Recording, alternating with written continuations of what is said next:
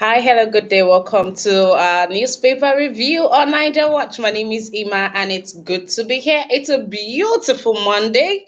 Yes, it's a beautiful Monday. How is it over at your end?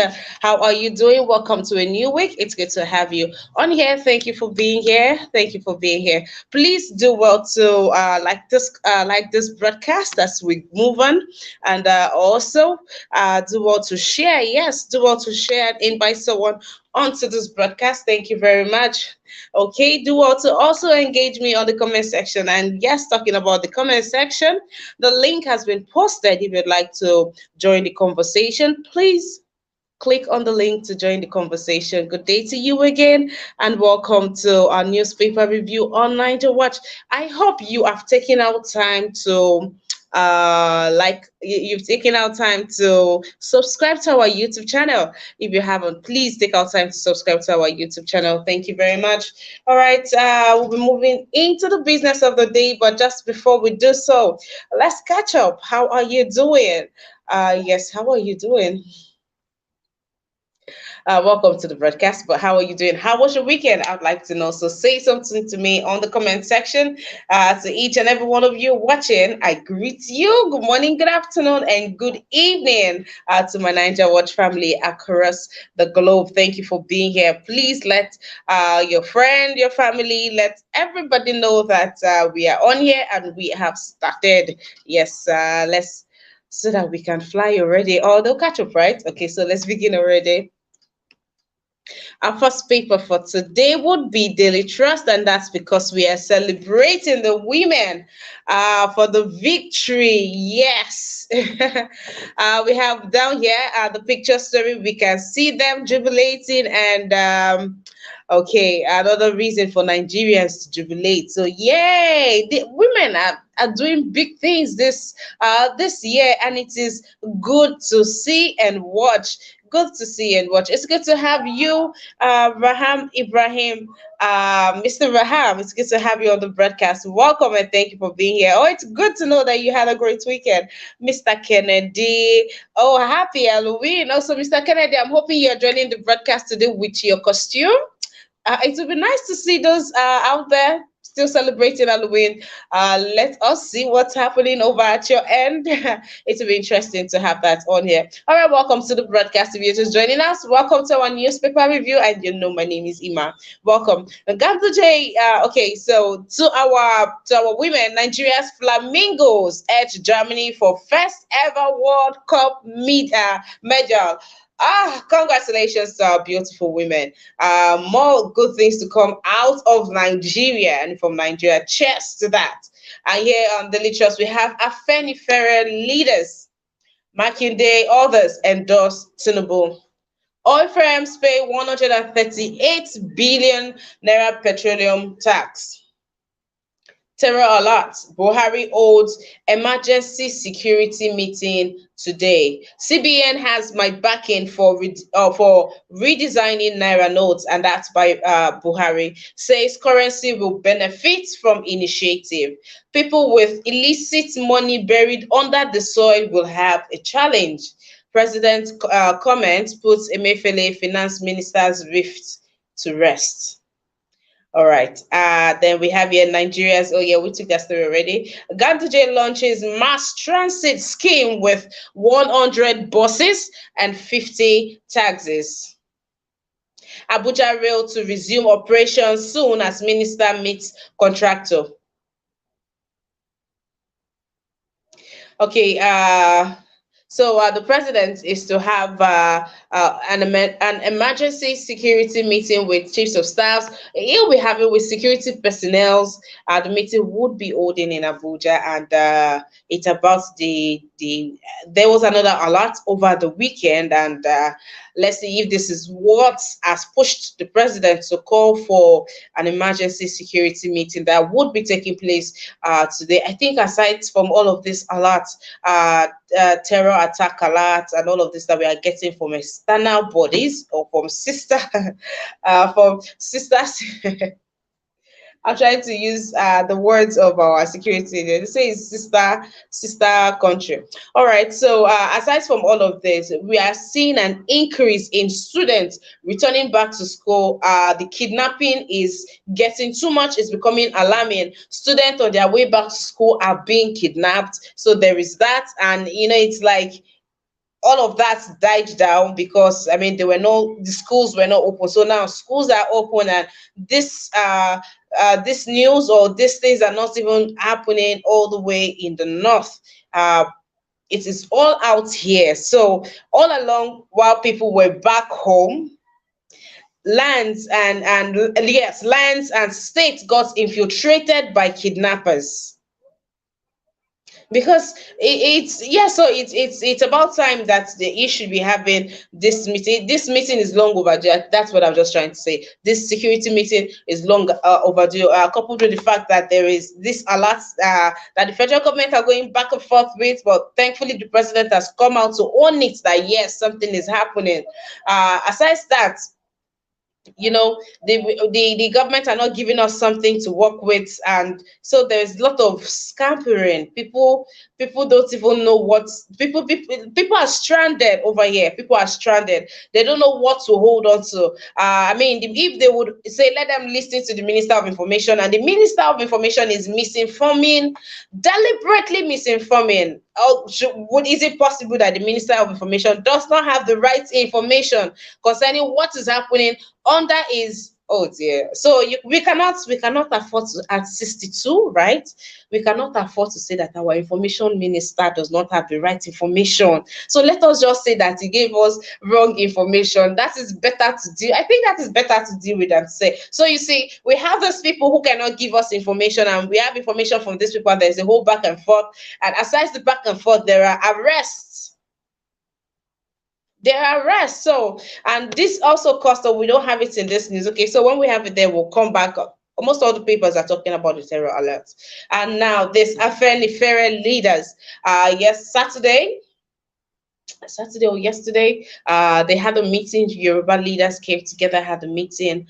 Then Afenifere, in his word, says that he got to.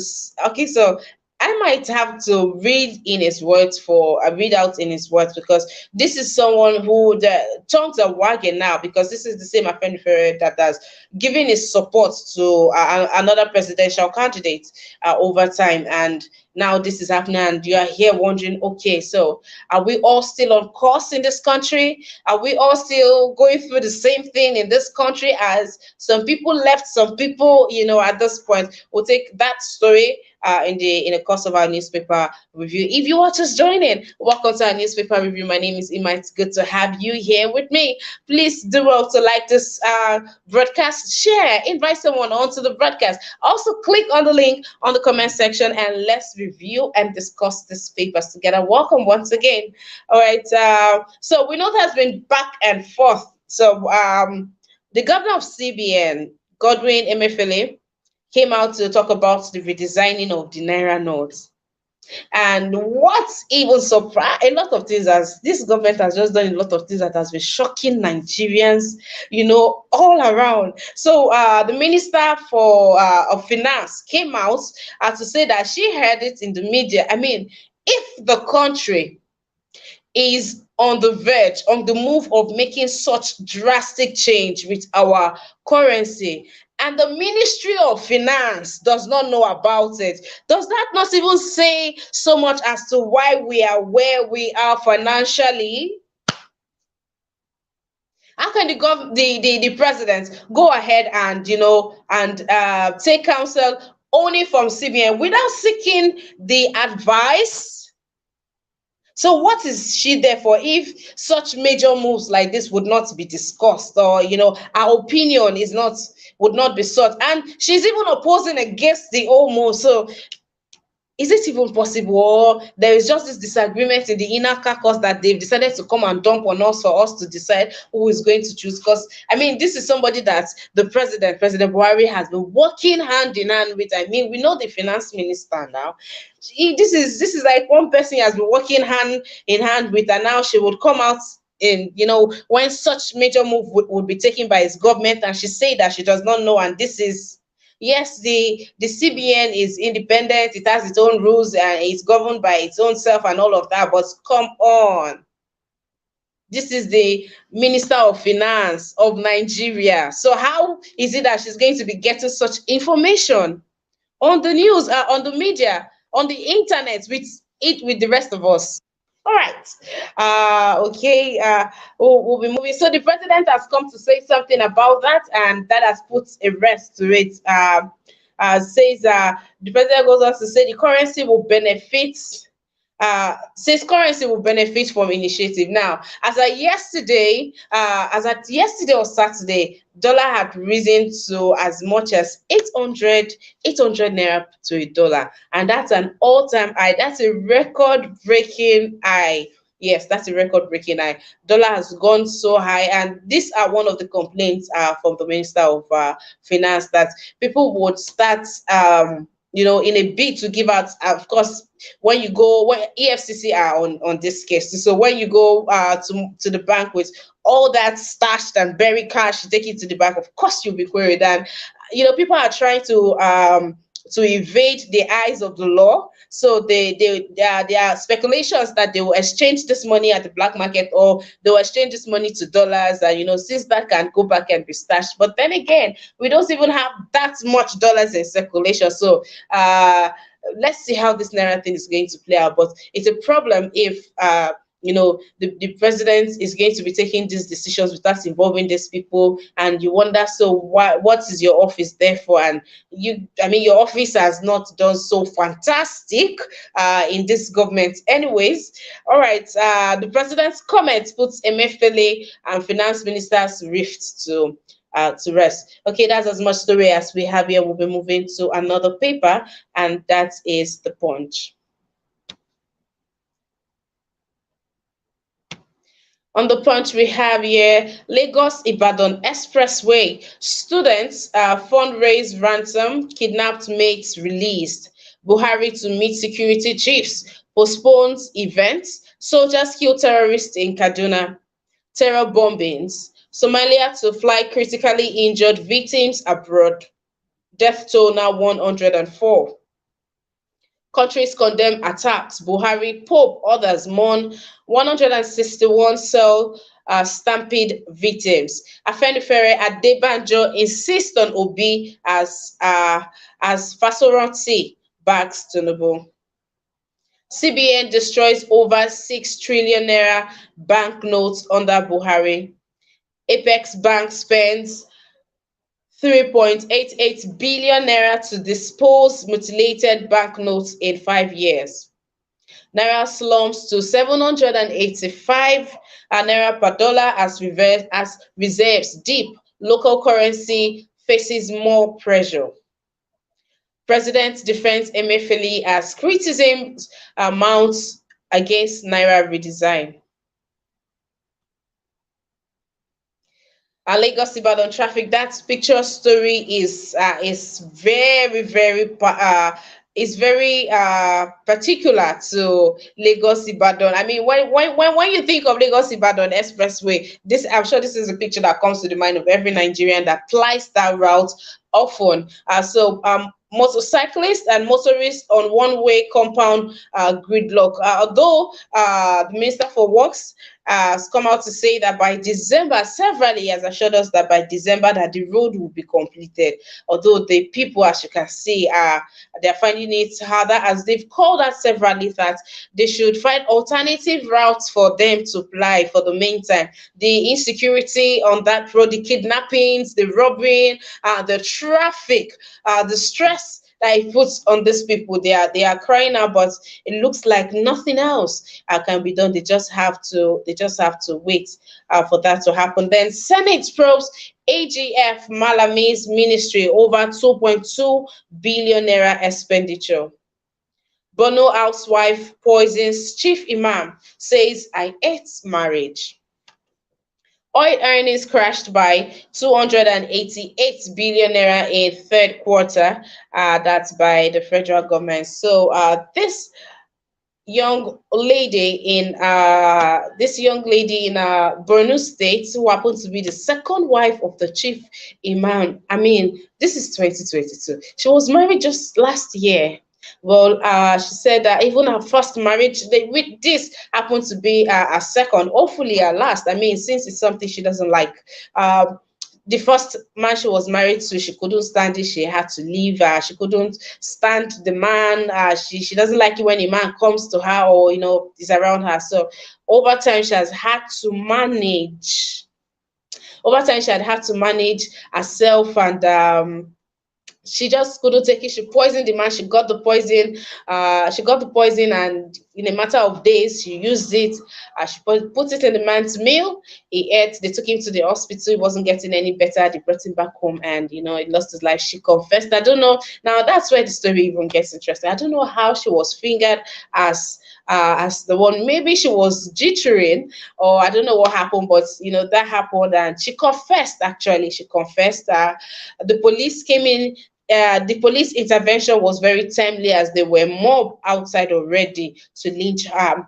Police came and took her. She's in custody already, but they said they will be checking out. And the story has also called out to the federal government to make available structures for mental health wellness, for mental health issues, and that the way people go to the hospital to treat themselves of deadly diseases and sicknesses that we have here, like malaria, that we should have that also. That lots and lots of people are sick. We can't keep taking these people straight into. We can't keep taking these people straight to prison. Yes, that they need to check them and begin to take care of people. As it is, lots of Nigerians are sick, and I know that we've had that conversation over here. Although I used to disagree with Mr. Kennedy when he would say things like they need to check these people, but I mean, how many people I'm sure the prisons are already filled. So there's no, if this is apparently something that we can curtail, so let the federal government please do the needful. There are terrible news coming out from the country. The people are truly, lots of people are mentally ill, and yes, right here at home. And there's no going back from that. I mean, look at the beautiful baby miracle the other day, that the father, he just kept beating the child till it broke the child's hand.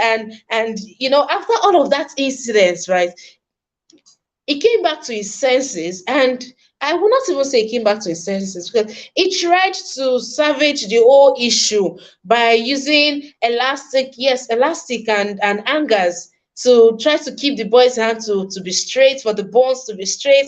That doesn't even make sense. Or is it the man that beat his wife the other day? He beat her to death. Then he went on to use electric iron to burn her, and lied to the police that she was electrocuted to death. And I mean, these stories, they don't even add up.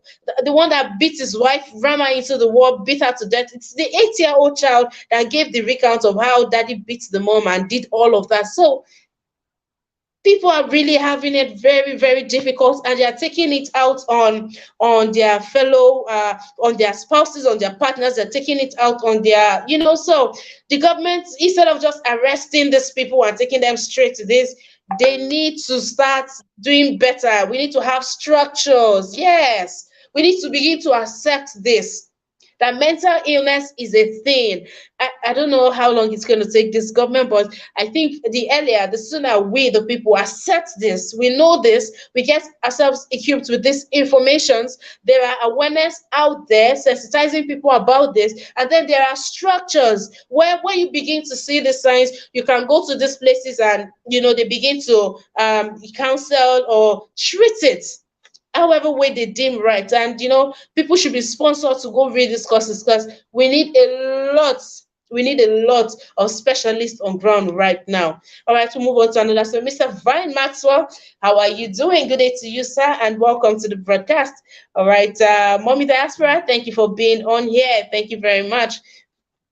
All right, let's take another story on here. So we took the other story there where, oh, the baby didn't. Okay, okay, we'll confirm that story much later. But thank you for the updates, Mr. Vine Maxwell. But that would be really, really terrible, and it will anger the people even more if the story is anything to go by. All right. Oh dear.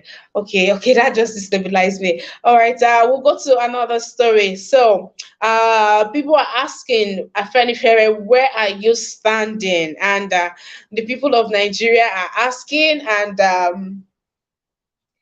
oh dear. So this forthcoming elections, right? Let us just vote right. That's as much as I can say. If you're interested in the Afenifere story, you could pick up on it. Is in all the papers today. Everybody carried it. What other story do we have? What other story do we have here? Okay, we've taken Buhari to meet with the Southern Chiefs, and then okay, I think we've taken all the story on Punch as it is. We've taken all the story on Punch. Okay, we'll be moving on to another story. Okay, we've not taken this story on the Senate pros on AGF. Now, this is this is not interesting, but I just hope that we all follow these stories and see how they play out. You know, when we have our eyes on a matter, you know, it seems like justice is carried out. So we all should probably also look into this one. The AGF, his office is said to have is being tried or is being investigated by the Senate for 2.2 billion naira of unaccounted or undisclosed funds. You know, funds that was sent. There was a time they called for emergency or critical condition that they needed to do something, and about 965 million naira was released for that project, but on their document it reflected 500 and I think 504 million naira. So there's a case of where is 400 over 400 million naira. So all of this money that they will call out for projects, and they will slash the money, and we are talking about hundreds of millions of naira, and that has totaled into billion 2.2 billion naira. So let's see how this story is going to play out. If they're going to sweep it, I mean, being that it is the office of, because I don't understand how somebody takes or someone is alleged. Well, okay, well, it's alleged for 109, which this is something that he had owned up to 109 billion naira, and he is granted bail. I mean, and he's chilling somewhere, or is it the one for the ex-Plateau governor that the president gave presidential pardon after all those billions of naira that these people are siphoning? Mr. Machiavelli, good day to you. How are you doing today? Good morning, Mrs. Lehman. Thank you for having me on the show today. Good morning to everyone. All right, Mr. Machiavelli, I could catch your reactions.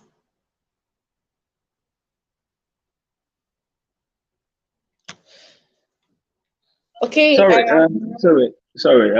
talking to me. I wanted to say something on the Afenifere. You know, I watched a video yesterday when the Afenifere were housing the All Progressive Congress vice presidential candidate. You know, a lot of Nigerians are going to ask, where do you stand? But we Nigerians, we don't understand that there's a democratic process playing right now, where any candidate can come to any group to, to solicit support for their candidacy. Even the Afenifere on this, they know their stand already. You can tell from their body language yesterday that they know their stand. It's like saying that a leopard that jumps around in the forest, proclaiming itself as the king of the jungle. But it should wait. On the day of the coronation, the lion will be there. That is what they were telling him yesterday. He can come and solicit. Nigerians should not be asking their Afenifere what they need to do. All we Nigerians need to do is to pick up our PVC. Those guys are ready to listen. They don't want to say, oh, you come to us today, we don't like you. That's not democratic. My view of that issue yesterday was an issue of somebody coming from their body language when he was speaking. Some of them were not even looking at the side. Some of them even looked awkwardly. So they know where they need to stand in. That this process, we need to make it clear that it is not going to be business as usual. And I love the way they were speaking yesterday. They thanked him, thank you for coming in, they pray. And if you look at their language, they pray and say, let's hope you succeed. They never gave him like, oh, you are going to be. We pray that you just get there. So it's a question of how is this person going to get there? That is the question. But their stand has been, we must make this thing a democratic process whereby a candidate that is credible will become the president. And this is what we support. And their member, the leader has always made it clear that they are not going to support something that has to do with this and this. They have made their position clear. So anybody coming to them to say, oh, I'm seeking for support, that is okay. You can come in and they'll pray for you, carry on. But from what I see yesterday, the body language of their Ferry is they will not budge on what they say. I think they are standing for the Labour Party and they believe that he's credible and they believe that all what he has given to them as their manifesto, they already align with it. So anybody that comes to say, this is what I want to do, is just also doing his own thing. But I just love their own stand yesterday, where they want democratic process to play. So Nigerians shouldn't be bothered to ask questions. The same thing goes to Arewa. Arewa invited everybody to come and speak. Kwankwaso refused to come. But the rest people came. But they already know their stand already. So also the Indigbos, they also know their stand. But I love what the Ferris did yesterday, because if they did accept him yesterday, a lot of them are going to say, you see, they are biased. So that is why I gave you that quote of a lion coming when the leopard is jumping around the forest, proclaiming himself as the king of the jungle. So I think Nigerians should please don't put fire into things. Let us try and encourage our brothers and sisters to get their PVCs. We must change something in Nigeria. And I heard when you were saying about the AG, they are investigating the office. Can you imagine that? The Accountant General of the Federation. Can you imagine? 2-point-something billion. And none of this money, let's say this money was channeled to these people who have been suffering from the flood victims. The diseases that have been arising from them. People who has lost their houses. No food. Nowhere to shelter now. What now? 2 billion. Accountant General of the Federation. His office is now being investigated. That shows that this government we have in place has nothing to write home about. Is it now the Senate are investigating it? How come the 2 billion was missing? What led to it? Before you know it now, we will not hear anything anymore, because this is what they believe that they can always do to us. But Nigerians must be ready. Nigerians must be ready to change everything now. I'm begging each and everybody. You're also saying a story of somebody, how these diseases, how Nigeria is being affected by a lot of this trauma that the government has imposed on us. It's not their fault. And you also need to also understand that how do we heal ourselves is by coming together to put in place things that we've lacked for long. That is why we are begging Nigerians to please, we must not go to these two parties anymore. We must now look for a third party. All these things that have been coming on, we are tired. We are just tired. We don't have good health care. Nobody to check the mental state of many Nigerians. We don't even have, even some of our brothers and sisters who graduated with these courses, they don't even have a place to practice what they read. So even our prisons, we're even talking about the penitentiary the other time. Look at our penitentiary. It's nothing to write home about. That should be a place of what we call rehabilitation. Even if they are prisoners, but we shouldn't take away their rights. They are human beings. But if you go to our penitentiary today, it's as disgusting as you can see. You know, how can you have 900, almost 1,000 people living in one room? The body heat, and that is where they go to toilet. They are going to be, they are just kept as if, I don't understand. Penitentiaries are just there for people to get rehabilitated of whatever crime they've committed.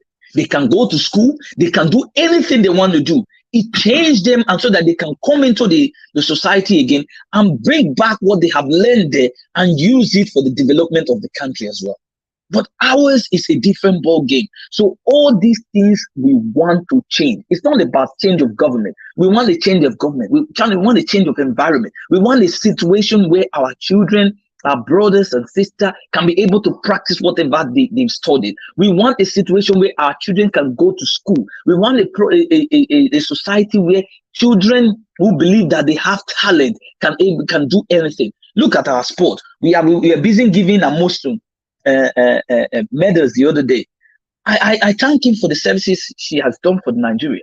But are there no other kids that have not been given these trials? Who are highly talented, but the situation the government we have today does not give a good ground for them. This is why I always cry whenever I come here, that a little boy with a funny name who believes that Nigeria has a place for him to should be given a chance. And this is why we need a change, because all these things you're reading in our newspaper, they are nothing close to positive. They are all negative. So what are we going to do to change this thing? This is the status quo where people don't understand. You change something from bad to good. So this is my summation, Mrs. Seaman. Thank you very much for having me. Thank you very much, Mr. Machiavelli, and it's good to have you on the broadcast.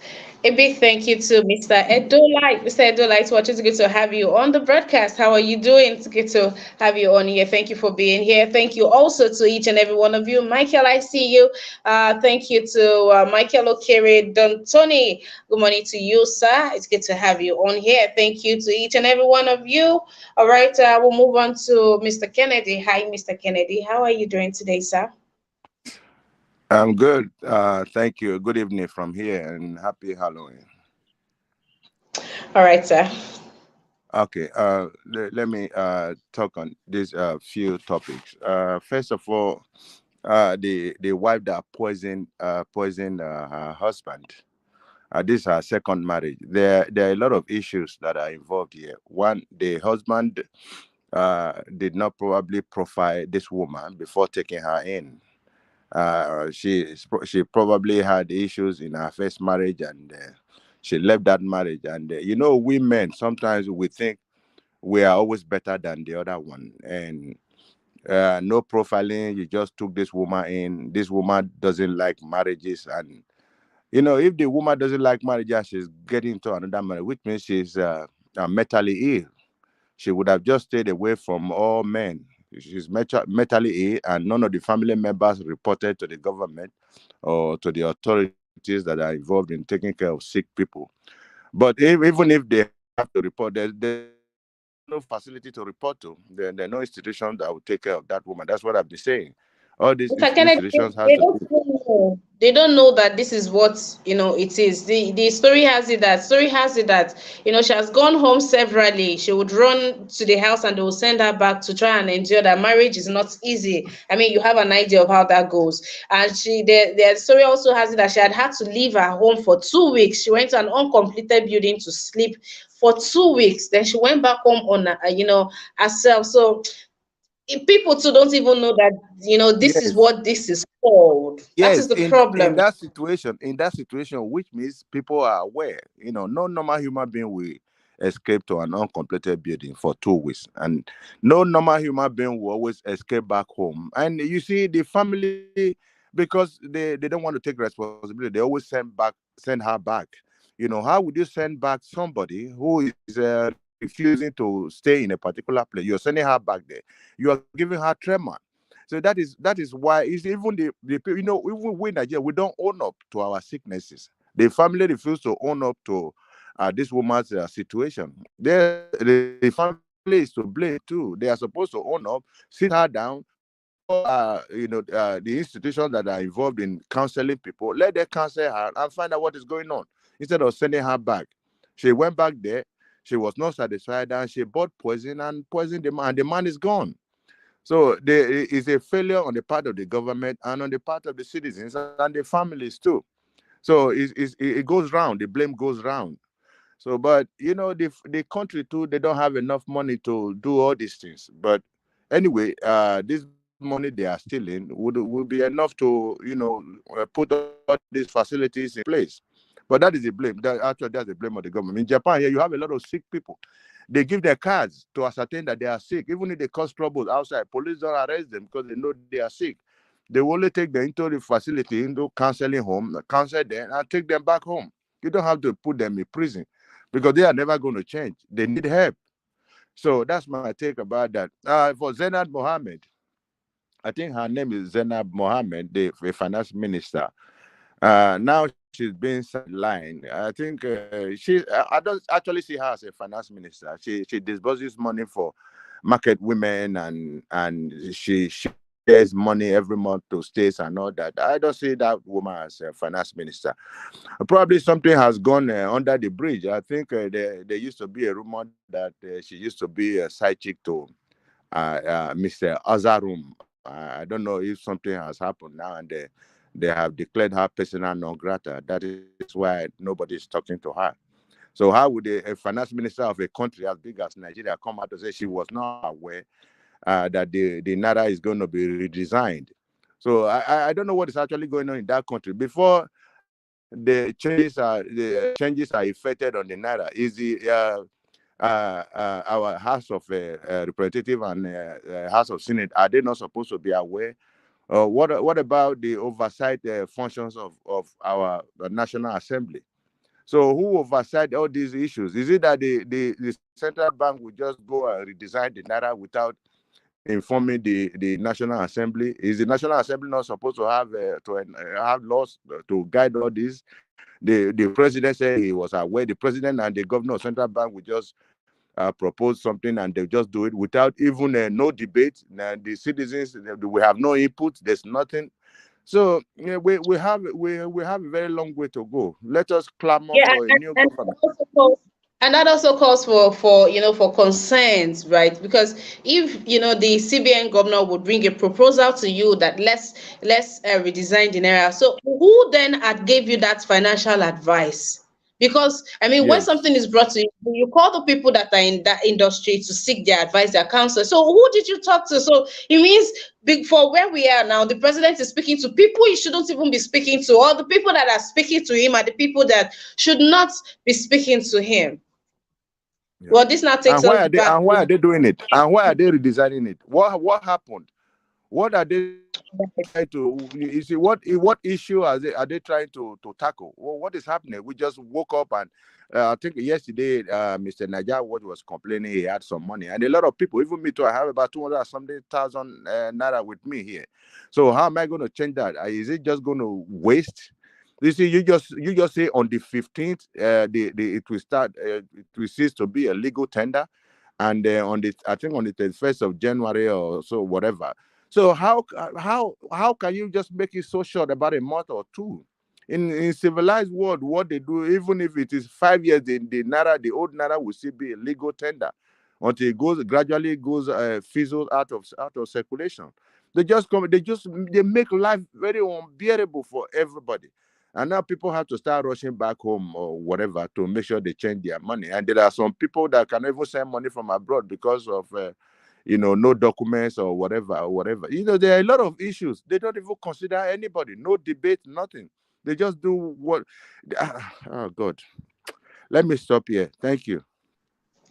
All right, Mr. Kennedy, please do not get tired because later on in the evening, in the afternoon, today is the chat, we'll be having this conversation extensively. Who are the people who are against the Naira redesigning and why? And why is the government in so much haste to do this? The time frame for this is, although very, very short. What are the good sides to this? And then the fact that we are waking up to Naira being over 800 Naira. Are we ready for this? Most of the consumables in this country are being imported. And now if dollar is over 800 Naira to $1, are we ready as citizens? Are we ready as Nigerians to forbear, these hard times? I tell you that we are looking at harder times right now, and I don't know why. And then there is a question of why now? People You are going through a lot. People are trying to support people, and Why now? These are the You're gonna questions that. see you're going to see more kidnappings, more armed robberies, and more adoptions and all that. Because you just look at the excruciating situations of the people back home. There was one time I went to Nigeria. I was asking my friend, we're in the car. I was asking my friend, why is it that nobody is smiling? Then he said, Epa, how do you expect people to smile? People that have not eaten, people that they don't know what is going to happen next. How do you expect these people to smile? So I feel like doing a lot, but what can a single human being do when the government is not doing anything? A dollar, 800 naira per dollar. How are these people going to feed? How are they going to buy beans? How are they going to buy rice? How are they going to buy plantains in the market? And you expect people not to steal, and the salary has not increased from 30,000 naira per month for average salary, and there are some useless governors that are refusing to pay that 30,000 a month. A bag of rice is about 38,000 naira. You say you want 43,000, sir. 43. You see, so a bag of rice is even more than a monthly salary. So I don't know where we are heading to, but And it's going anyway, to get to almost 63 by the end of before the Christmas. That okay, is going to be, because it's already heading towards that. And okay. Sanwo-Olu said he was going to is increasing their salary the other day, using it as a political game for himself. If he loses the governor now, whoever comes there is going to scrap that bill, because it's not a non and void. Where is the money that they are going to use in paying that? Who is going to be paying? How did you get the money? The people were not asking him. Everybody was happy. This is what I'm saying. These people come in here to deceive us, but we are wise enough. That is why I told you that quote just now.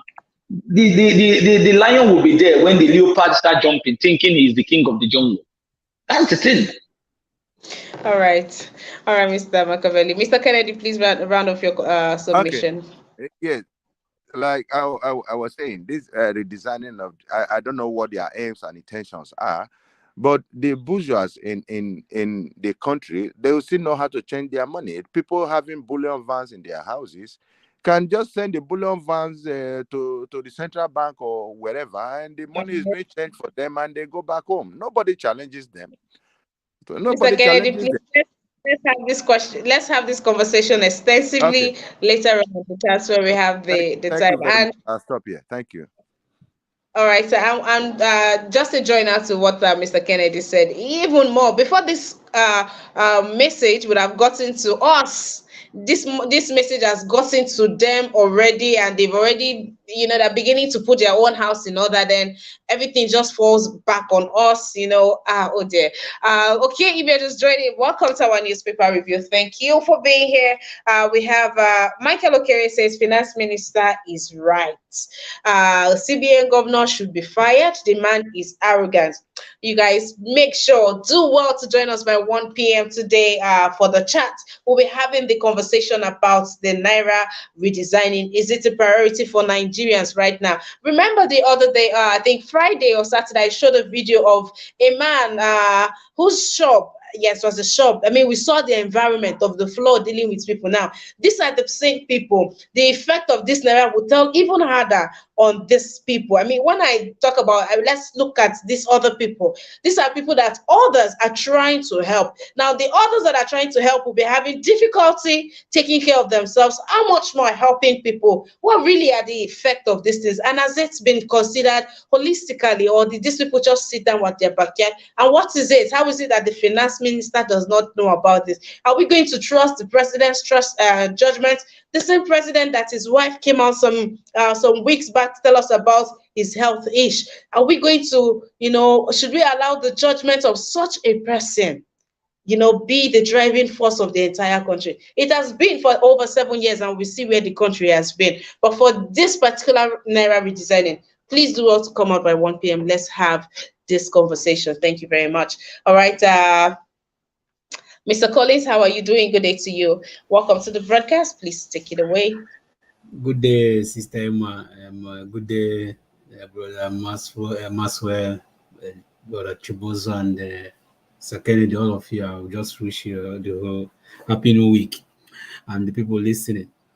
I don't want to say much because I think Nigeria case are becoming tired to a lot, most of us, because it's like when you try to you keep talking and people are still doing the same thing they keep doing. So it makes you like you feel like as if the whole thing, all your effort are not being implemented, all your effort you are not seeing it. Because the way Nigeria is moving, the direction we are moving here, I don't think we are moving in the right direction.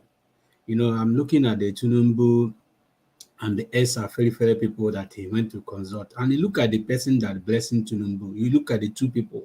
When you compare the two people, you find out that even the Tunumbu is more older than that person. So if the man can go for retirement because he see himself that he's not even capable of running a ferry, and he's blessing somebody that even he's more healthy than, that shows you the country we find ourselves. That alone shows you the country we kind of find ourselves. I don't know what people see is in this, as in, I don't even, apart from, let's just remove Peter Obi of a thing or remove everything about Peter Obi or whoever that. If left for me alone, if I'm to choose who is going to be the president of Nigeria, instead of me to vote for Tinubu and Atiku for Nigeria election, it's better for me, that let Buhari continue. As in, let Buhari continue in that position, because there's nothing change. If you are bringing Tinubu in that position, it's still the same thing like the person there. You are bringing Atiku, it's still the same thing. So there is nothing change. There is nothing new. The best thing, let Buhari continue. But when I see people with the level things are happening in Nigeria, and people are still yelling for these people, you begin to ask yourself, what is wrong with my fellow Nigerians? What is wrong with these citizens? Because if are they really functioning as a human being? Because I think Nigeria is the where you can find, sorry for my language, as in unfunctioning people that is not even functioning, but they claim as if they are functioning, but they are not functioning. Because how can somebody be functioning and you see things in reality? You see, even all of us, because we believe in our own domestic, and when we want to do something, we try to get the real one. Even when there is a China product there, we always, if we have the money, we go for the best one. So if you can be going for the best things when it comes to our life, so why can't we go for the best and letting somebody who we are going to surrender our right, our everything to for the next 8 years? So we should be going for the best. But when you look at the whole thing, okay, look at the mess of the PDP due to themselves. They went to America, couple about 12 old people. They went to America just to have a Photoshop. What is the need of you going there just to show picture? What is the picture you are showing to Nigeria? What, as in, when I look at the whole thing and they are bragging about it, there is no impact in that picture. That picture don't have any impact in anybody's life. You just went to America, get a white woman to stand in front of you. You just take a photo. I think you have visited America. What is that for? Is that going to change anything for Nigeria? Is going to benefit Nigeria that Atiku have went to America? Instead of you going to even to have a conversation with the citizens, with your own citizens, interact with them, tell them your ambition, why you want to become a president of Nigeria, how it's going to benefit them. You just went there and you guys were sat one place and wearing suit that you guys don't even wearing suit like sugar, how their tummy is. They are there, taking photo that doesn't make any sense. Photo that doesn't even impact in Nigeria citizen. There's not going to impact anything, any knowledge, anything. There's no outcome in that picture. And most of them are bragging about it, and people are not even questioning them of that. Then you come back of this money of a thing, resigning money. Is that the problem that Nigeria is facing? There's a lot of things that's facing Nigeria now. A lot of things. There's insecurity in Nigeria. There's inflation in Nigeria. Everything is wrong in Nigeria. I don't think the new design of money is going to change anything. The resigning the currency is not going to change anything. It's not going to bring anything new that we have already fixed in Nigeria. Because at the end of the day, trust me, Emma, the people that is going to suffer this thing now is we, the commoner people, we, the normal citizens. Because at the end of the day, the same people they are trying to hold, okay, if we redesign this naira, we are going to use it to counter all those people that have been stealing our money. That is fake. Because at the end of the day, Tinubu will still bring improvement from backyard. They will change the whole money. Even Tinubu will get the money before me and you. So what is the need of you? Go to the street. There's a video that Mr. Nigeria Watch played yesterday.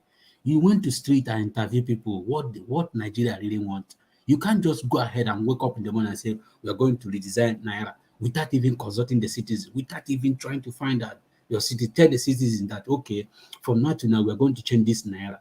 So look at the reason why we want to do it. It's going to impact our economy. It's going to impact our everything. So look at the reason why we want to do it. So while doing this, we need your support with this, and we know that it's going to take time for us to adjust. But look at the time. You just wake up and say, people, we are changing the Naira. So all those things, Nigeria government know how to inflate pen to their citizens. They know how to inflate pen. When I mean pen, they know how to inflate pen to their citizens. And we've been taking it because Nigeria always swallow whatever comes to them.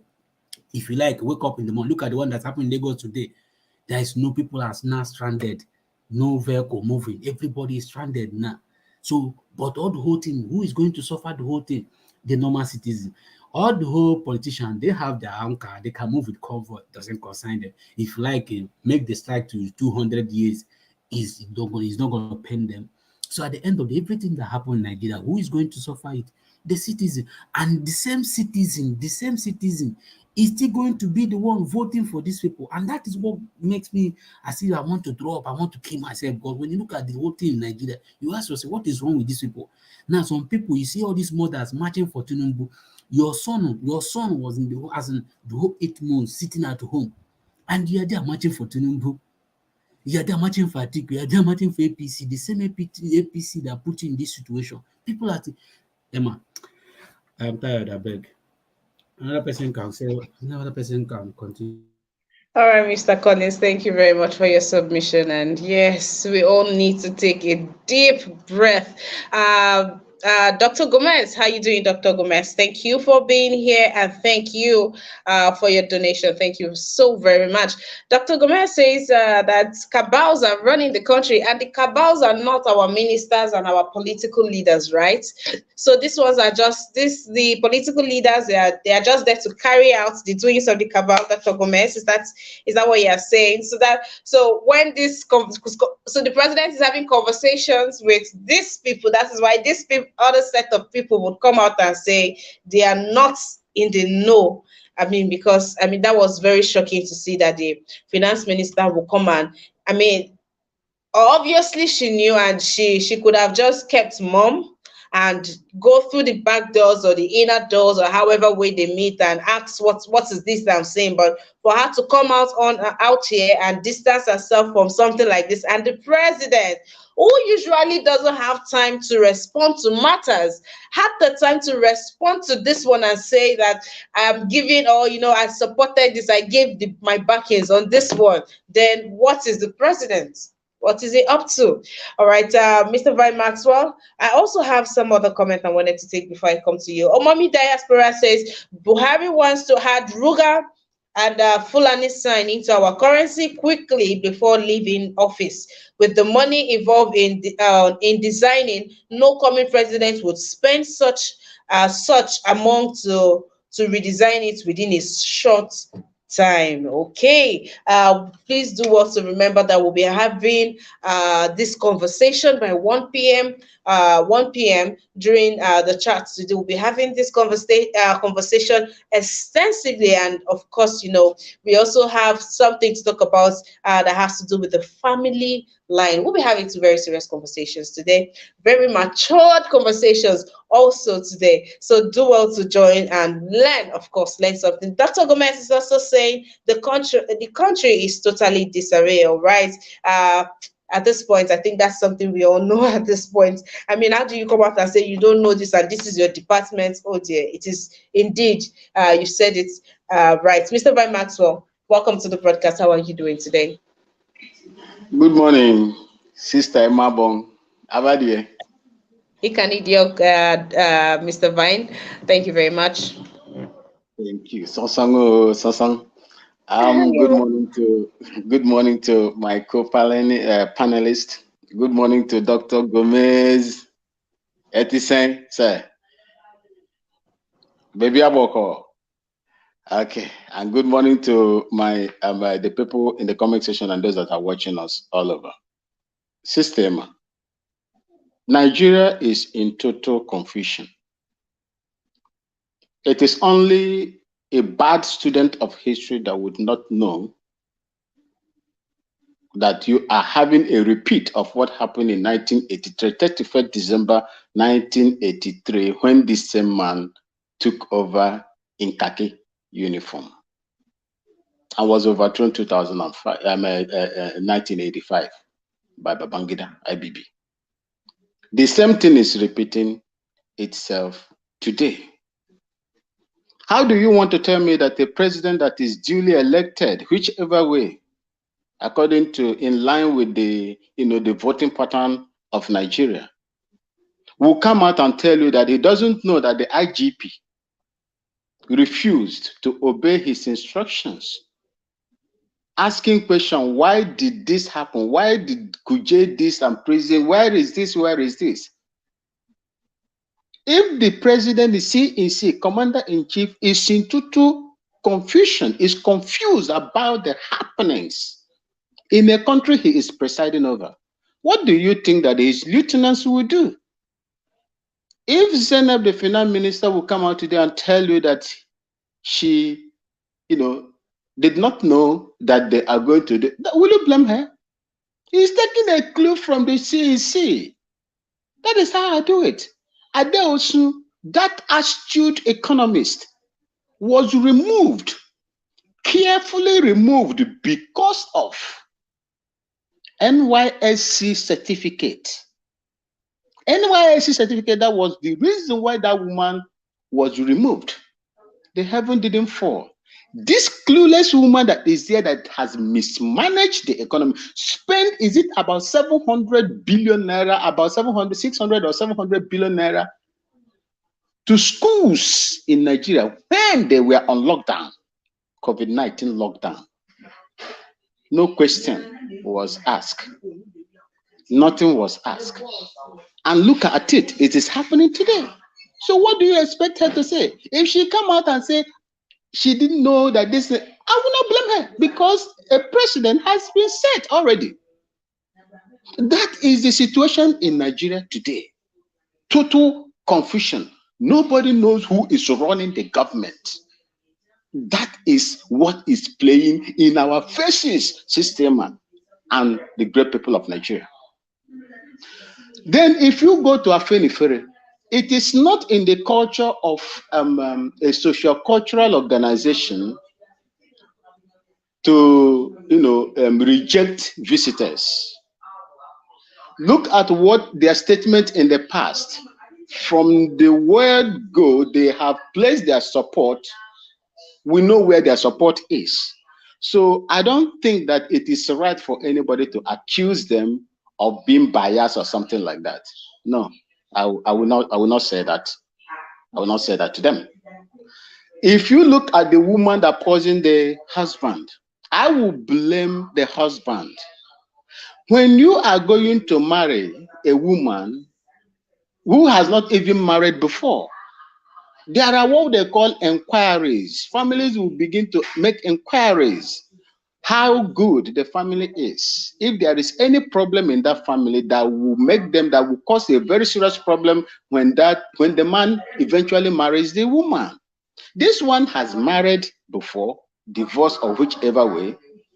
When you are marrying such a person, why can't you make investigation, men and women, if you are marrying someone who was divorced before, who has been married before, why can't you investigate the reason why this person left the former marriage before you go into it? And when this woman was showing all these signs of frustration, the man, why didn't you see reason to move away?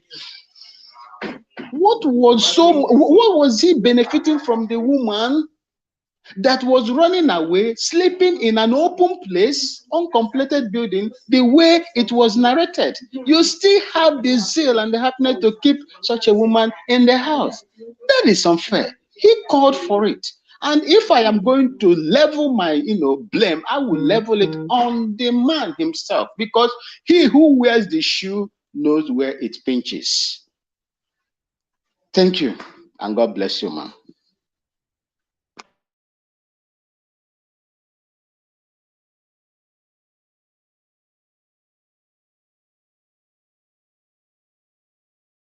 Is Sister Man there? Can anyone hear me?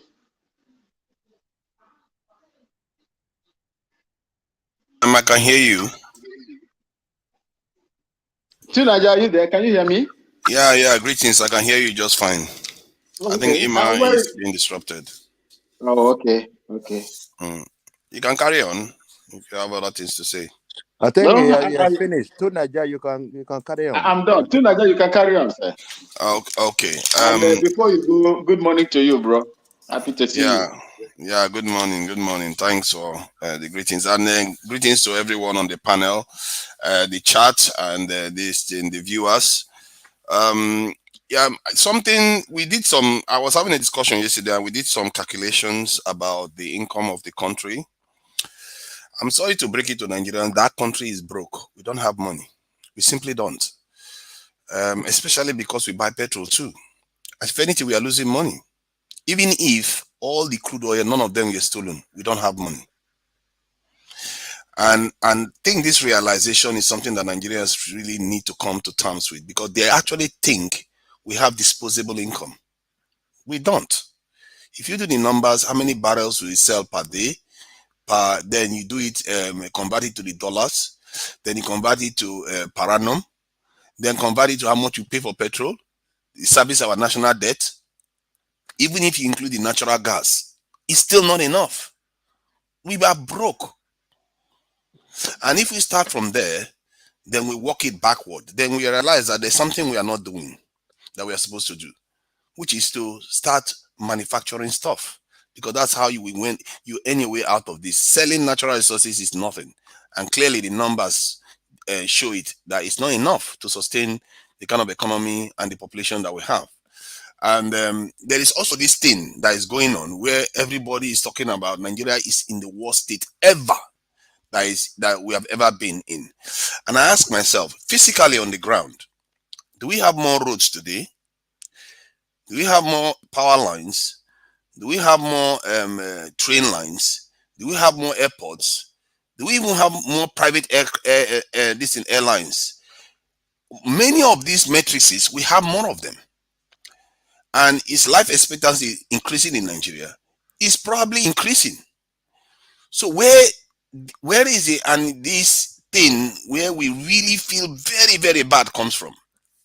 My this thing, from what I gather, I think it has something to do with the sense of inequality, and not just inequality between the rich in Nigeria and the poorer ones, also inequality between them and the West and all the things that they can see now. They have access to WhatsApp, they have access to YouTube, they have access to Facebook, they have access to Instagram. They can see how the world is now. And there is a big difference. So it makes them feel like, okay, our situation is too bad. And then that desperation that is going on, that is probably informing them, especially if you look at it, it's in the South mostly. It's not even in the North. It's in the South. You notice that the North, they are not online. They are not online. They are doing the Muslim thing and just remaining within their sphere of influence. So I feel like there is something going on, because if I go to Lagos today, Lagos has improved far more than it was 20 years ago.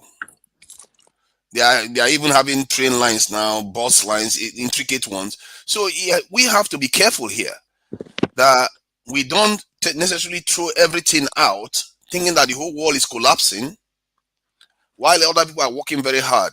Yesterday, I also saw one man this man that was revealing the oil theft that was going on in Nigeria. Okay. This man that was revealing it still under this so-called corrupt government. He was commissioned with $5 million to carry out this investigation about the oil theft. Even the ones we sell legally is also still being stolen. Okay.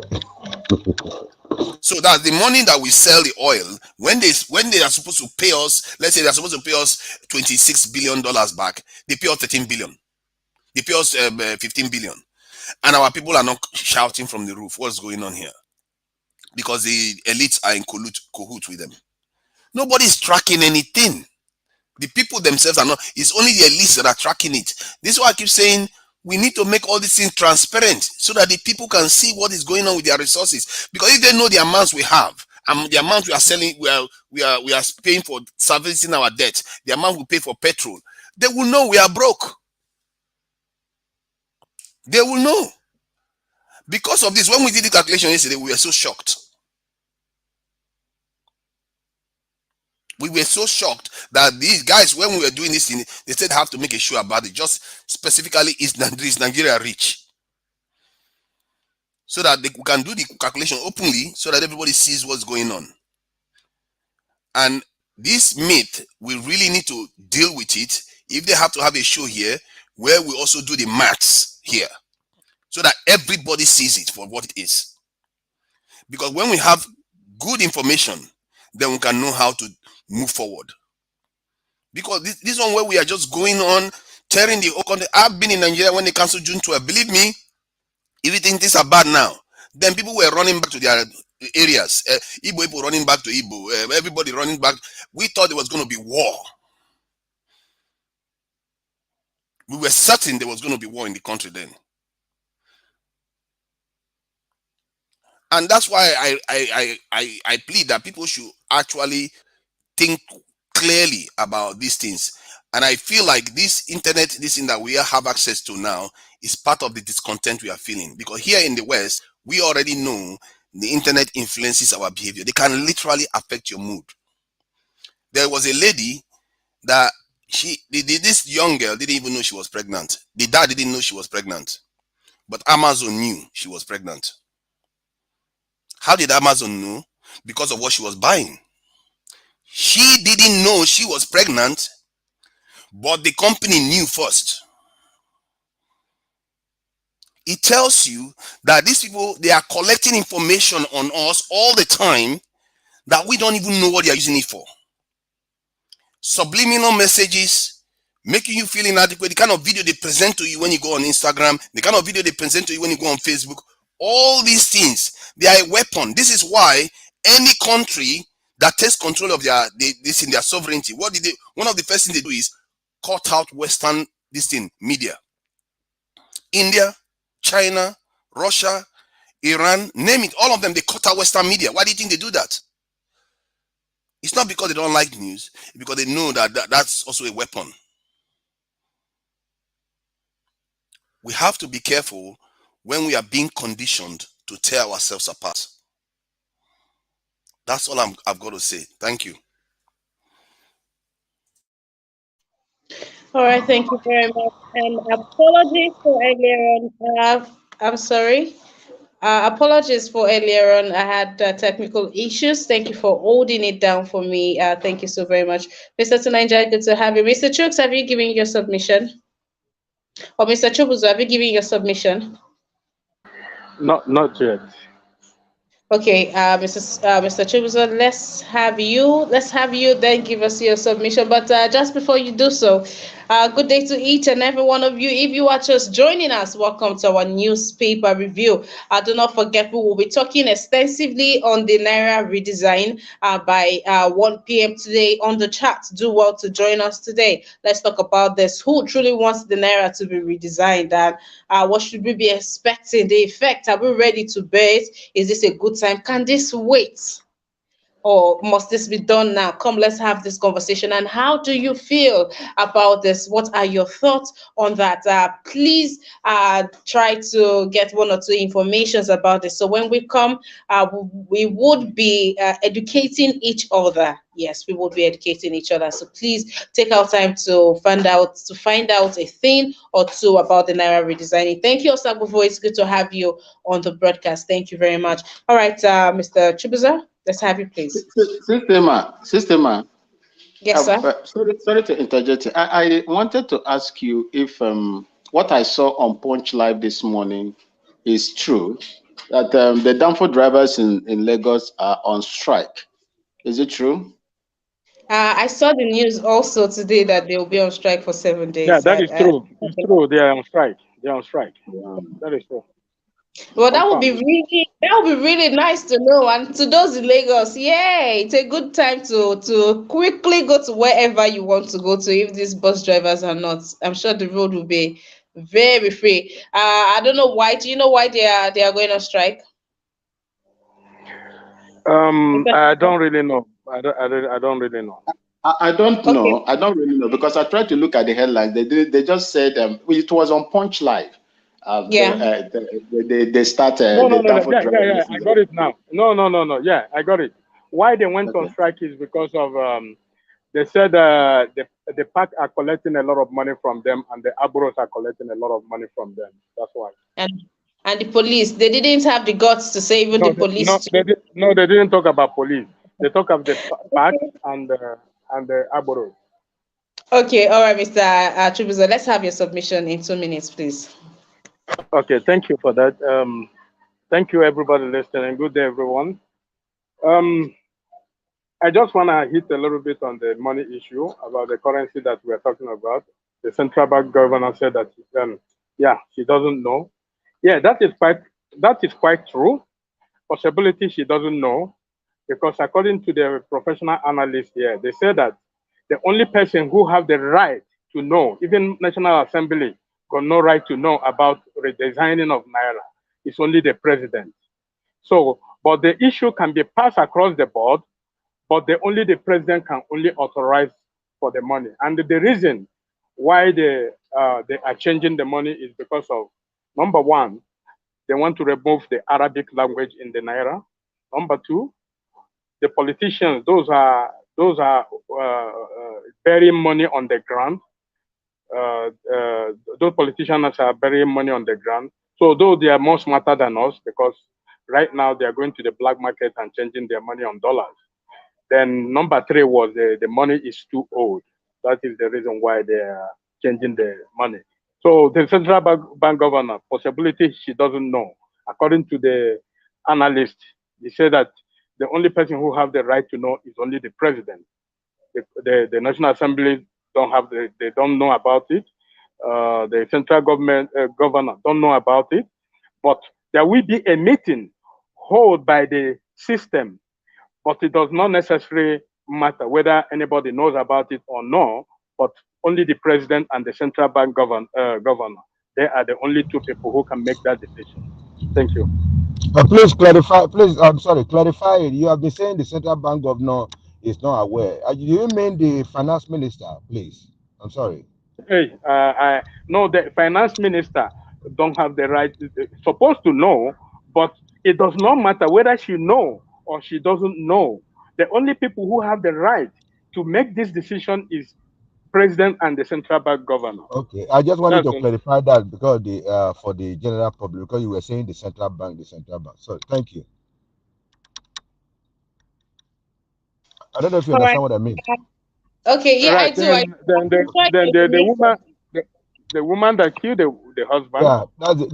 Okay, okay. Yeah, that's where I want to go in now. The woman that killed the husband, like we are, every time we do make mistakes in terms of relationship, marriage, I think everybody is adult.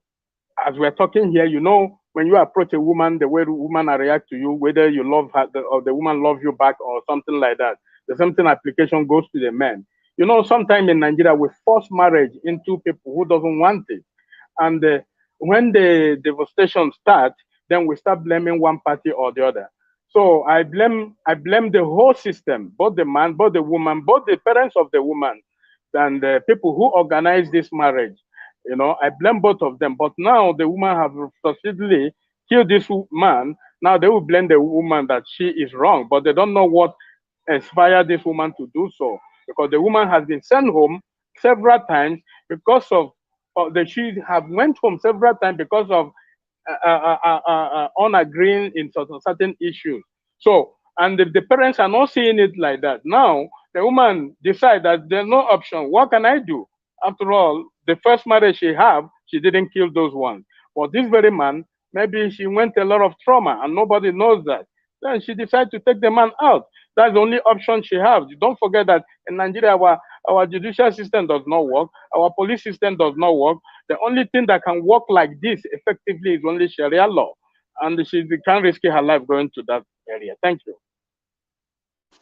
All right, Mr. Chibuzo, thank you for your submission. And you said something about the finance minister that she doesn't need to know, or she doesn't have to know when such drastic change will be coming upon on our currency. I mean, this is the finance minister we are talking about. No, did you hear what I said? Don't you listen what I said? I said that she's supposed to know, but the system, the system, before they even go for this changing of currency, in their own parliament there, they have discussed it.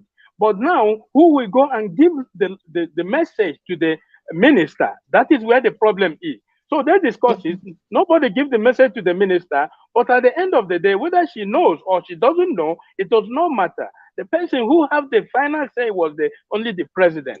That's what I'm trying to let you know. Okay, all right. Thank you very much. Thank you very much, Mr. Chibuzo. Thank you to each and every one of you on this broadcast. Thank you. Mr. Chris George. All right, I'll leave the floor for you to give your submission. Okay, good morning. I'm just coming in. Can you recap me a little bit, please? Okay, where do we start from? So there is this Bono wife, woman from Borno State, who killed her husband. She poisoned the man because she cannot stand the sight, or she cannot stand the man being intimate with her. And that was her second marriage. There is that story. And there is the story of the Naira redesigning, the finance minister coming out to say that she does not know anything about it, or she heard about it in the media like the rest of us. And the president has come to bail her to say that he knew about it and he okayed it. She initially was calling on Nigerians to refute it, that Nigerians should not agree to that change. They should think about it critically and the dangers of having such being implemented. But the president has come out to say he has okayed it. Now, there is a tussle regarding this issue. Okay, The president let me. is not, excuse me, the president is not one that addresses us as often as possible or as necessary, but he has come out to talk about this issue, swiftly, like very fast. So that has caught the attention of people. This one that the president is, bringing his words on this issue. What is happening? Why do they want to redesign it? The impact, as we speak, Naira is about 800 Naira to $1. The impact, the effect it is having on Nigerians right now. So this conversation, you will be touching on it in just 2 minutes, but we will be having this conversation extensively by 1 p.m. during our the chat. All documents will bring the words from the official statement from CBN and that of the finance minister. We'll just bring our reactions. We'll be talking about it extensively. So please make findings about this. And also when we come, we would all educate each other and we will speak from a place of knowing what we are talking about. Thank you. All right, Mr. Chris George, take it away. Okay, let me start from a woman that murdered his husband. That's marriage. Before. And the buy is not ezigbo agwa bụ mma nwanyị, right? This marriage, they agree together, because in some certain marriage, they didn't agree. Only that because of maybe the man is wealthy, or the man is a brave man, or in some certain mindset of people. This marriage, they agree together to be couple as one. Because there's many issues we have. Because before, in my own village, let me use my own village as an example. The parents, when the man is near, maybe in Onitsha doing business, or in Aba or Lagos doing business, the parents of the man will look for wife for the man. Why the man is not totally know anything about the lady, her character, way of living, her choice. So this is type of marriage that lead so many people to into catastrophe, because the man and woman doesn't sit together and they agree how they will live and how they will treat each other and respect each other. So maybe sometimes maybe the man see the woman as a liability to her. Because some marriage that doesn't agree, or that your parents find you a woman and you come from city and you bride price. Like in my village before such thing happens. As now a man in overseas, I ask parents to look wife for his people in the village. They look for one village girl for you. Sorry to use that word. So some certain marriage there are no agreements, no understanding, no intellectual exchange between the lady and the man. Because there are some issues we have in marriage today. Because don't know anything concerning the lady, the way of living, her choice, what he like, what he believes. So he can lead so many people into that.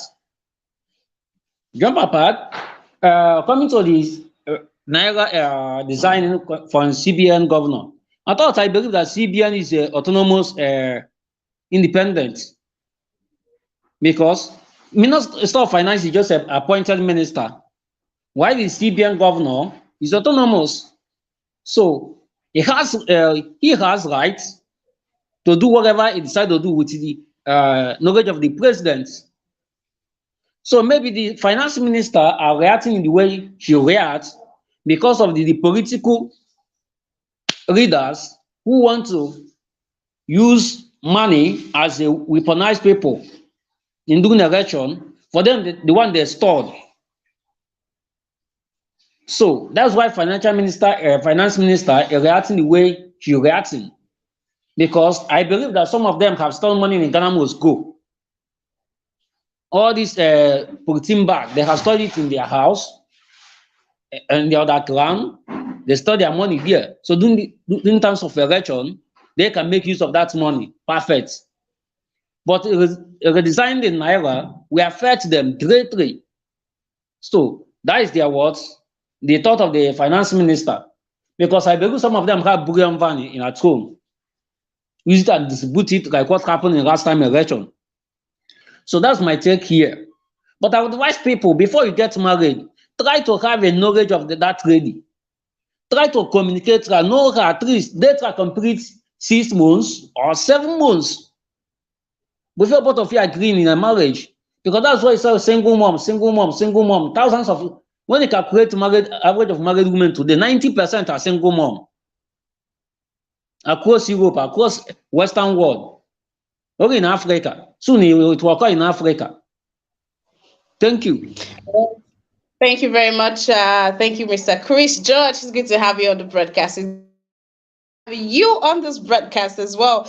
Thank you for being here. So earlier we talked about Senate probing AGF ministry for over 2.2 billion naira expenditure that is not captured, and by AFG actually meant Attorney General of the Federation, yes, Minister of Justice, Mr. Abubakar Malami. In the afternoon, we would be taking the story on the allegation. This is the judicial system. I think sometime last month or this month, we're talking about the salary review for in the judicial sector, and it came off as good news because they say some of them, they've not had salary review for over 8 years.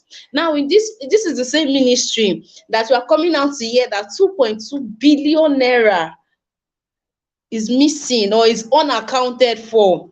Meanwhile, while one person was chopping all the money, and not, or some group of people were chopping much, oh dear, and you had people who had nothing, who were struggling.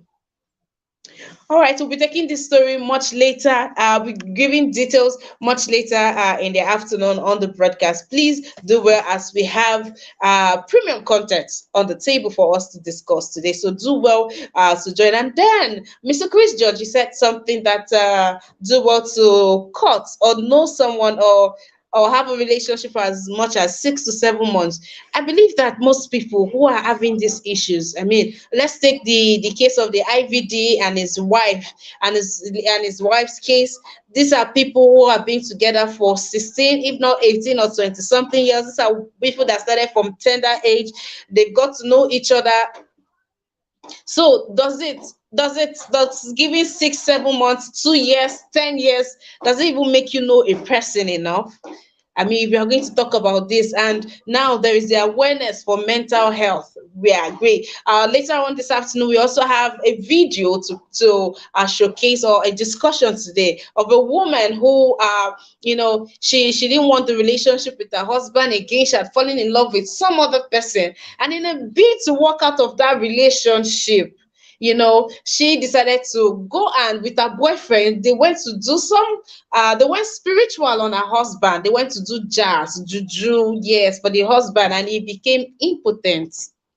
So now it is the man that now has to use his mouth to tell people that he cannot satisfy his wife. That is why they are parting ways. I mean, for a man to have to say that, and that's the grounds that she's not. These are people who would do many years together before getting married, and these are people that have done many years after getting married. So the question now is, women, how far can we truly go when we want to walk away? Is it, do we have to burn everything down when we want to walk away?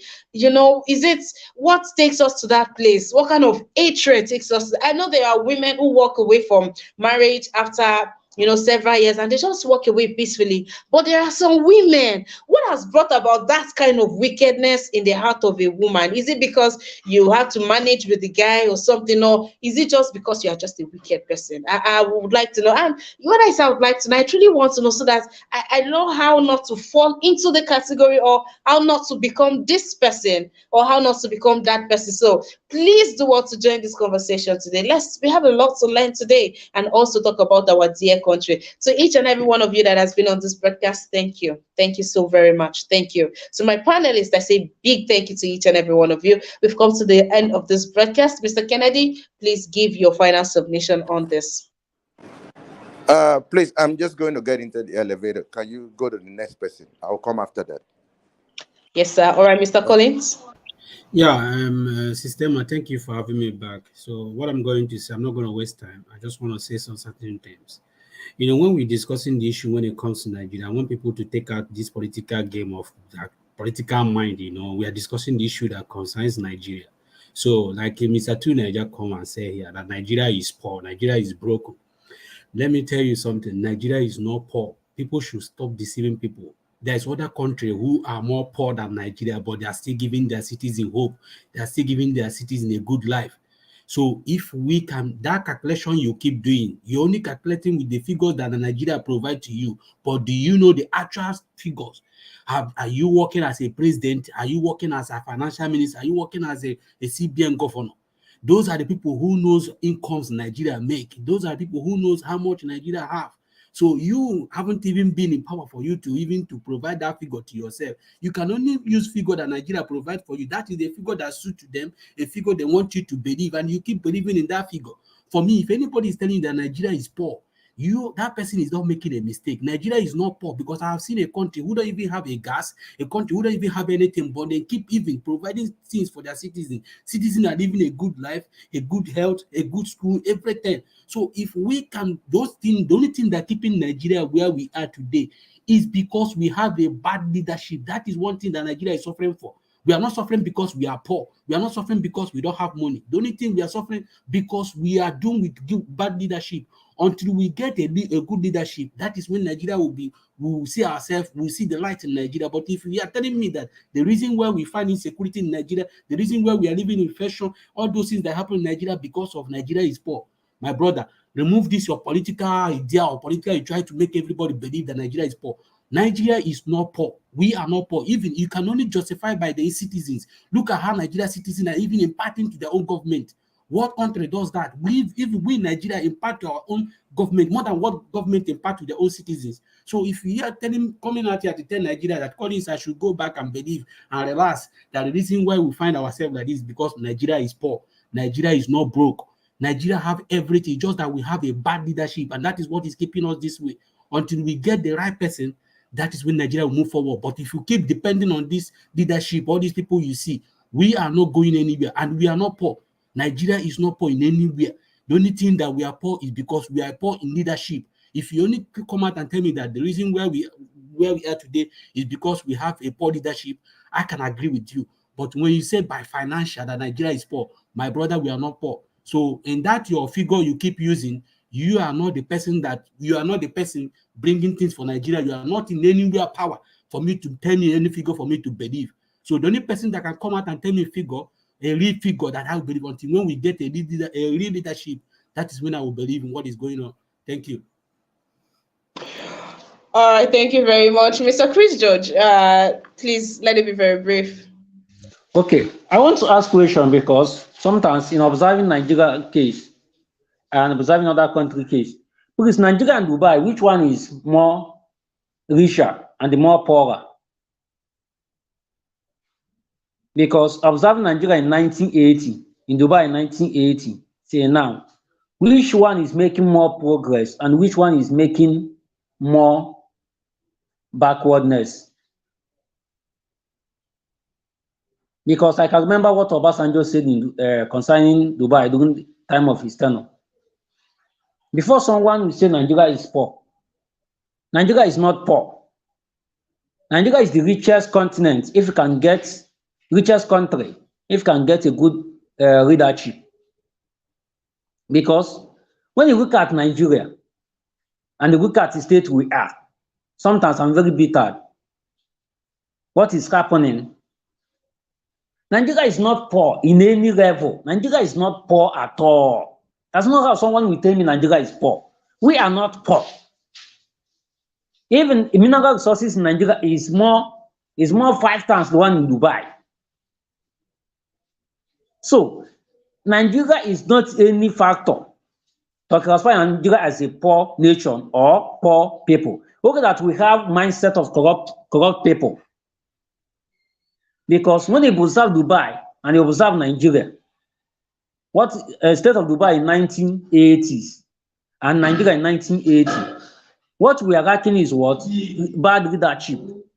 And that is the issue we have in Nigeria today. And two, the people we are getting in power are what?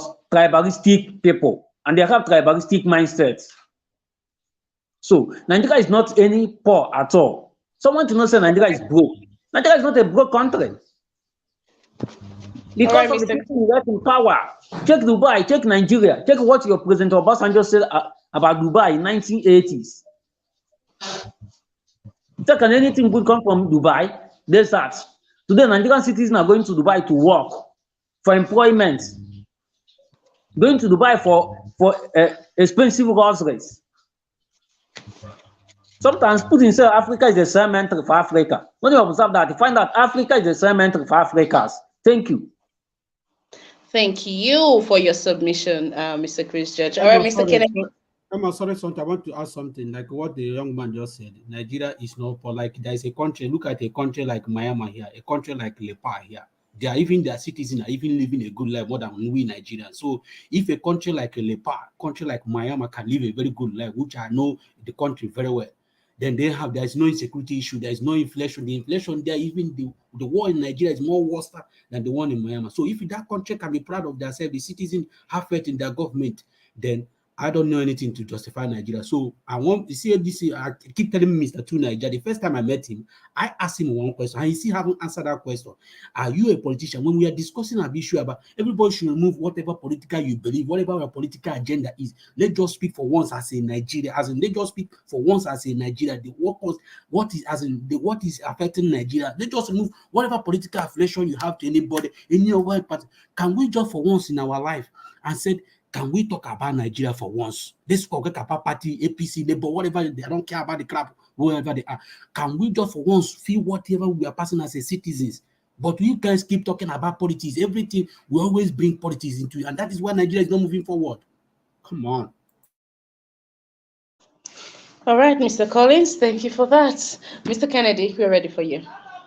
Yeah, thank you very much. I quite agree with the last speaker on some indices, but I don't know the indices. Mr. Tunaja, you know, Mr. Tunaja is a very intelligent human being, but I don't understand the indices he's using. Probably he's saying Nigeria is poor because of the looting. After you remove all the looting, Nigeria becomes poor.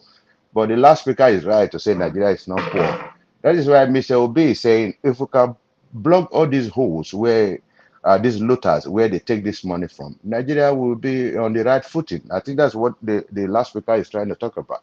So if somebody can loot, one person can loot 80 billion naira, and another 100 something billion naira is missing. And even in Rivers State, somebody said, I think the Akata General has looted about 400 something billion. So if you put all this money to, and the one in Swiss bank and all, they put all this money together, Nigeria should not be poor because there are a lot of human and natural resources there. So I would like to support the last speaker for saying Nigeria is not poor, but to some extent support Mr. Tunaja because I think he's talking about if after all this looting, so Nigeria is not is poor with all this looting that is going on. Secondly, very briefly, about somebody said, well, people should make sure they date women up to 6, 7 months or whatever. I think the person is right to have said that, for you to be able to get acquainted to your spouse.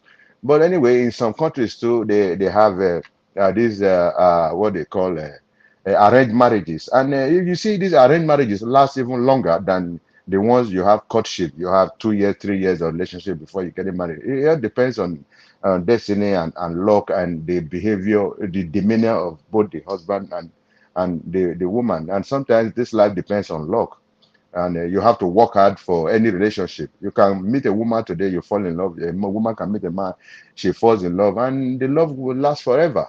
But anyway, the government has to do its own duty by putting in place the facilities that will checkmate mental health issues and violent issues. Thank you very much. All right, thank you very much, Mr. Kennedy. We'll move on to Mr. Ben Maxwell. Thank you so much, Sisema. Hey, this is my uncles and cousins in Nigeria. Make una pity me, oh. Me, I have relatives in Nigeria and I have another one in Ghana. I am just like a dog that is carrying, excreta in both ears. I beg you, make una dey pity me as well. You see, Nigeria is not poor for me. And with what I have seen, especially how extravagantly during our own time, when you come to the military, side, how much were we paid? And how much was approved in Nigeria, and how much were we paid in Operation Ground? These are some of the things you will see. You see, what Nigeria, I agree totally with the, Brother Kennedy, the other two callers, speakers as well. What Nigeria lacks and continue to lack is good leadership. Good leadership is what is, bedeviling African countries. All of them, including Ghana. Ghana is not an exception.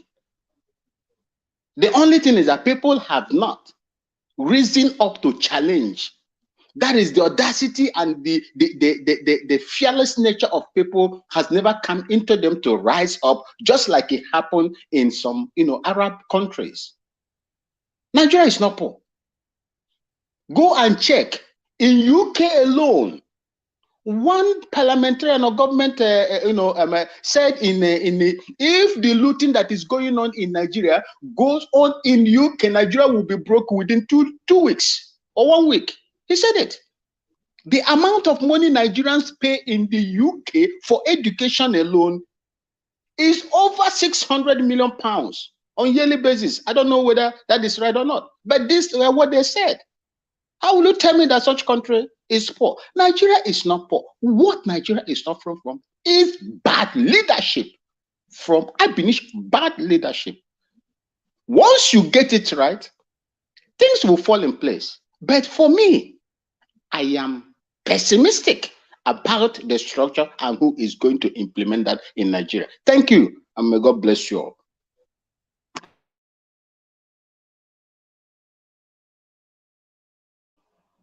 Okay, Mr. Vine, thank you very much for that. And thank you to Kisley. Mr. Kisley, thank you very much for your super chat. Thank you. You've been very engaging on the broadcast today. Thank you also for that. Chooks. Thank you to Angie. Thank you very much. Thank you to Bella Naomi. Bella Naomi, you're just waking up, Abby. Thank you, Bella Naomi. Thank you, Michael Okere. Thank you, Mr. Essay. Thank you very much for being on this broadcast. Mommy Diaspora, thank you, dearest Mama, for being on here. Michael, I see you, and Larry, come this afternoon. I've been waiting to have you there. We'll answer these questions and more. Yes, please come with your questions too. Please, we really need to engage this afternoon broadcast. Please, let's talk about this Naira. Yes, let's talk about it. Keep a date. Turn on your notification bell. Just do everything. Please stay abreast on this broadcast. Michael, thank you for being here.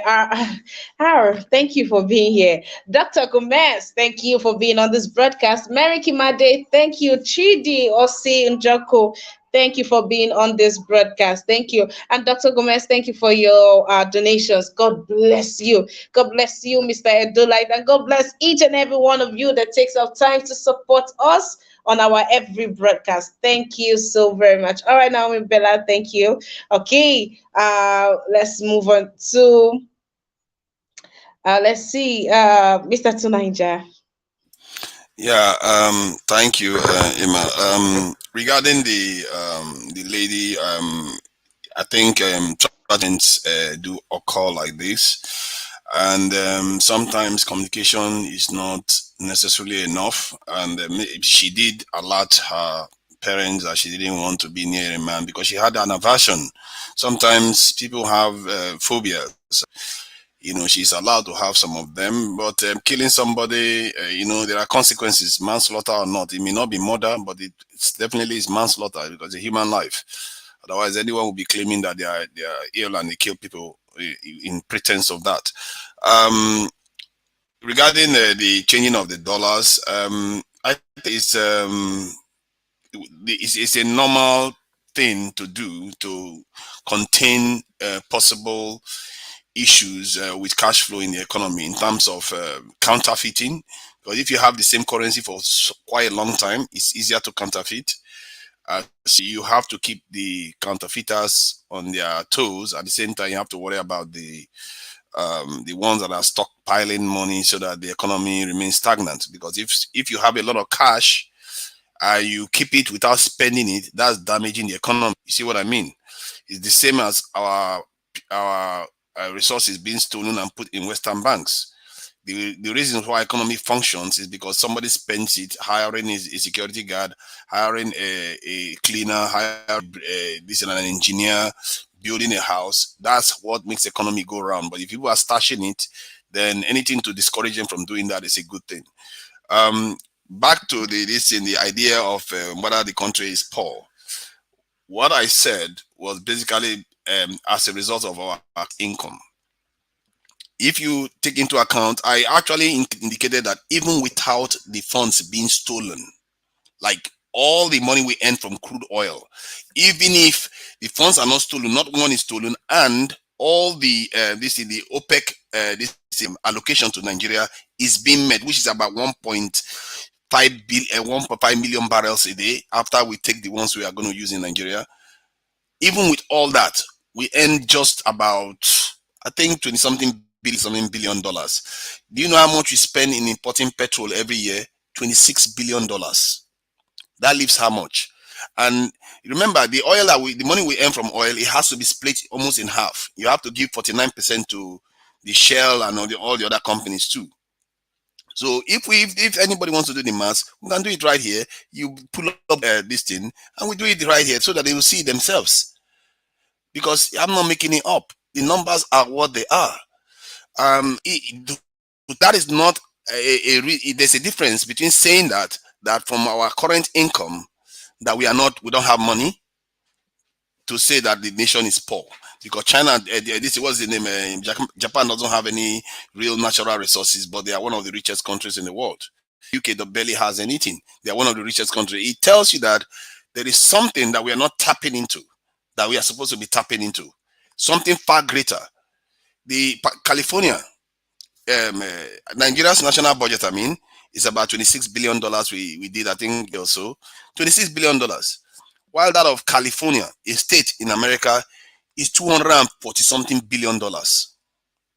That is almost 10 times what the entire 200 million people in Nigeria have to share. We are starved. We are living on trinkets, while other people are living large out there. Not because they have crude oil or they have a lot more resources than us, it's because they are doing the right things. It's not because they don't steal money in California too. If you go into the app right now, just Google it, you will see a lot of black holes, maybe even as large as our entire national budget. The reason why we are poor, because we are not tapping into our people. The wealth of a nation is the people. England doesn't have resources, and they dominated the whole world. Why? Because they tapped into their people. When I say we should have more soldiers, people say it's technology. No, it's the people. When I say we should demand transparency, they say, oh, the elite. No, it's the people. The people can, if they realize their power, they are the ones that can change. We are not tapping into our greatest resource. And I tell you this, everybody knows this too. Everybody around the world knows this. Nigerians are one of the most intelligent, hardworking, ambitious, driven people on the face of this earth. And yet we have not tapped into that at all. For some reason, instead, we are wasting a lot of our energy fighting each other, and being leaderless. If we as an individual decide that, you know what, we are going to do everything, I'm going to do everything in my power to drive this country in the right direction. If everybody is doing that in the right direction with clear head, you will see how quickly things will transform. Nigeria has the capacity to do that. We have 200 million people in population. We have some of the most one for one. Nigeria, I actually think a Nigerian man, one for one compared to, in short, any Nigerian citizen, one for one compared to anybody in the world. We are either, our capacity is either double or at least equal to anybody out there. So there is no reason why we can't be as great as Great Britain or the US or any other country. It's just our leaders and our people. I like to say this, our leaders are the people and the people are the leaders. All right. Please say that again. Our leaders are the people and the people are the leaders. All right, thank you very much for that. Thank you very much for your submission and your time on here. I hope you find time to come for the 1 p.m. broadcast so we can talk extensively about our Naira redesigning. And, let's all come in good faith. And as Mr. Collins rightly said, let's talk about these things like concerned Nigerians that we truly are. Thank you very much. We have Mr. Sivanus who just came into the studio. How are you doing, sir? It's good to have you here. Yeah, good morning, here. Good to have you, Emma. I just joined now. I've been listening from. Give me 1 second. Give me 1 second, please, Emma.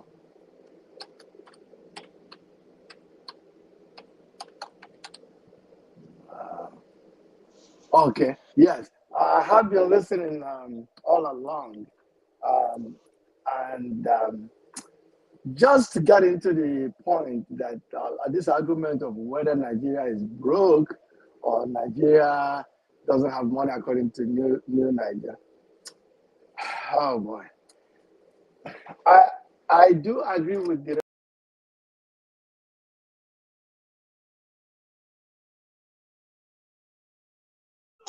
Okay, we seem to have lost him even better. Mr. Sivanus, I hope you take out time to join us 1 p.m. today and let's have that conversation extensively. Today we'll be having the money talk about our country. So come, let's talk about it. Let's talk about it. All right, thank you for being on this broadcast with me, each and every one of you. Thank you so very much. I wanted to take this comment from Kingsley Ojaraki says, the Naira has been well overdue for changing. It's been 20 years. Most country changes every 5 to 10 years for security, safety, right? So these are also good concerns. So we just need to know where we are. So we need to, please take our time, come out for the broadcast. Let's learn. Let's learn. Yes, let's learn. Let's look at every sides of the coin on this issue. Thank you so very much. I'm excited about the afternoon broadcast and I hope to have each and every one of you. I'm excited that each and every one of you took out time to join us today for this broadcast. Do well to support us on our every broadcast, please. And to you watching the replay of this, hi, how are you doing? Thank you for being here. Please take out time to engage the super thanks option. Yes, please take out time to engage the super thanks. It's safe and it's secured. Support us. It costs a lot. Yes, it does. Please take out time to support us. Thank you so very much to my amazing panelists. Thank you so very much. A big thank you to each and every one of you. I look forward to having you by 1 p.m. today. Thank you. So I'll see you in the afternoon. Until then, do well to Do well to stay well and enjoy the rest of your day.